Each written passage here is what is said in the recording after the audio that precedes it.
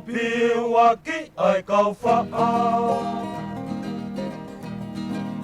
Ua piwaki ai kau whaa nau katoa.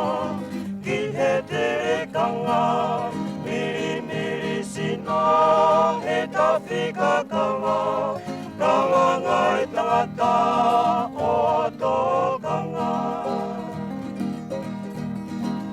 Lau tare ni te, a uta motahi, tu uhe ahoni, ki tamatua i, fine fita koe, whakaari, ko eni e pue, kua tere kaki.